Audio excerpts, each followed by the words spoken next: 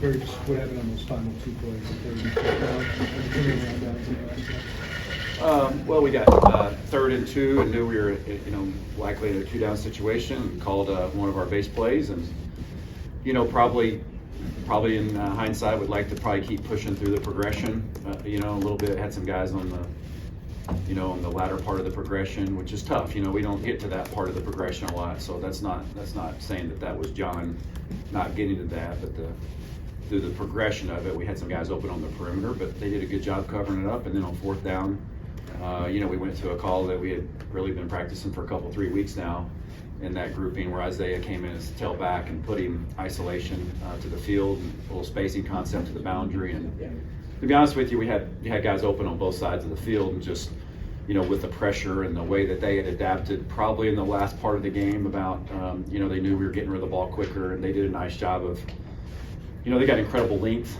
on the perimeter, and you could tell that strategically that was something that was coached into them, an adjustment. You got to tip your hat to them in that regard. They just said, hey, we can't get there, let's get big and get our hands up, and we threw right in the line of sight and knocked the ball down. And obviously that's a disappointing way to end the game when you have a chance to, it's 3rd and 2, and to be able to keep the drive going. I think we all felt, based on what had happened previously, we're going to go win the game, especially when we blocked the extra point. We just didn't get it done right there in that situation. With those being batted down, is that something you feel like was exclusive to what they're able to do personnel-wise up front, or is this something on film that you looked at and maybe need to correct on your end going into Northwestern? I think it was probably unique to an adjustment they made during the game because of how quickly we were trying to get rid of the ball. And they do have incredible length at the end spot, and John is, doesn't have incredible amount of height, back there, but that has not been an issue. It's reared its head during the game a few times, and obviously it reared its head at a very inopportune time for us to not get a chance to get the ball off. But yeah, we got to do it. We got to do some things. I can do some things to help combat that a little bit, to help, plaster that a little bit better and get hands down. That's a big point of emphasis in general when we do the quick games. But we got to do a good job of helping our guys with that. What would you like to see out of John in the final game? Well, I would like to see, obviously him go out on a high note, along with all their seniors and guys that have, whether they've been in the program for 1 year or been here for many years before I got here, or any of us as coaches got here, or guys that Coach B brought in through the transfer portal, or whatever that may be. Whoever's playing their last game, we want those guys to go out the right way in this stadium. And so I don't feel any different about John as I do the other players on the team. But obviously, John's given us a spark down the stretch. I thought he competed really hard the other day during the game against an incredibly good defense, and gave us a chance, put us in position to give us a chance to win. There's obviously, as always, there's some plays that you want back.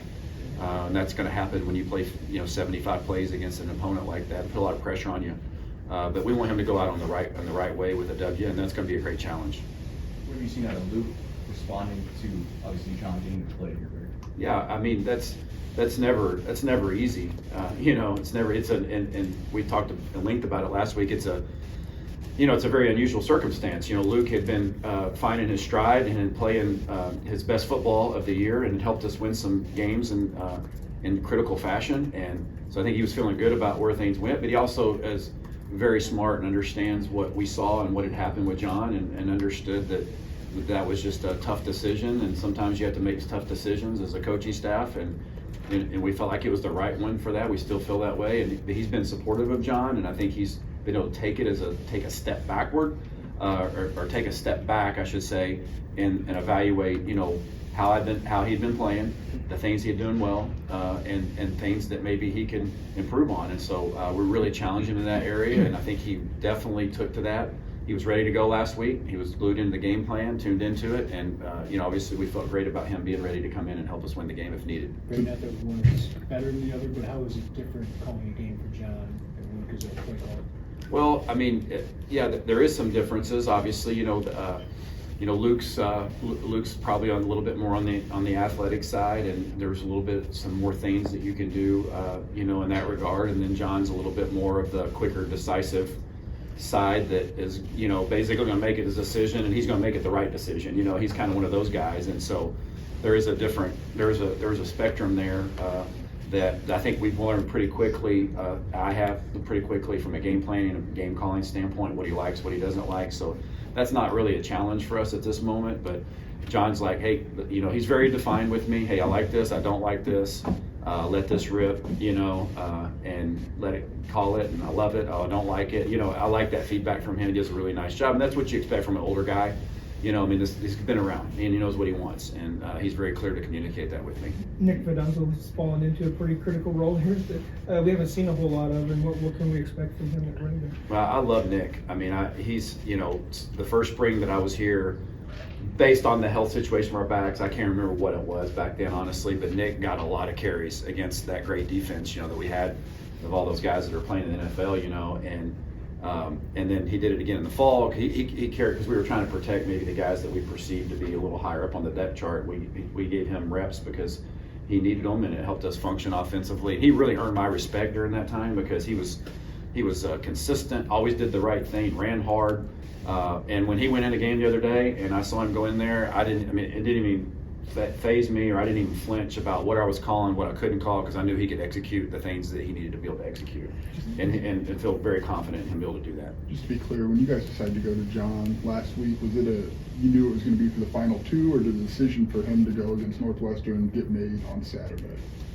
Coach and I really didn't even talk about that. I mean, I think once we, decided that we were going to go with John, we fully expected him to compete and play at a high level and against Iowa, and then we really didn't talk about, the game after that so much, but I think we all felt like the hand that he had been playing and the way he had been playing, he was going to give us a chance to beat Iowa and give us a chance to beat Northwestern. And I thought the way he competed and the way he played certainly backed that up.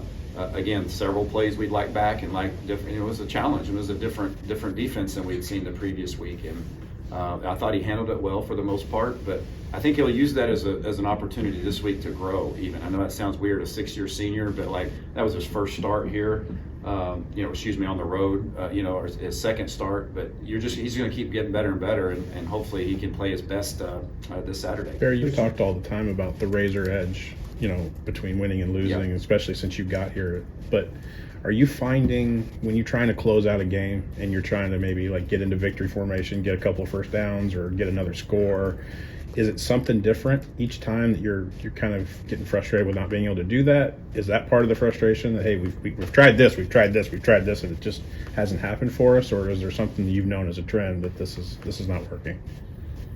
Well, I'm having a hard time putting my finger on the question there. Honestly, could you kind of say that? It seems like way? when you're trying to close out a game, especially late, there's been issues with trying to get a couple first downs, get late scores. Is there trends that you've seen that you can work on or that you can get better with? Yeah, always. Obviously, Right. starting with me, Right. as what could I, in hindsight, what could I call differently, or what could I have worked on differently there and that. I'm always looking through that lens. Right.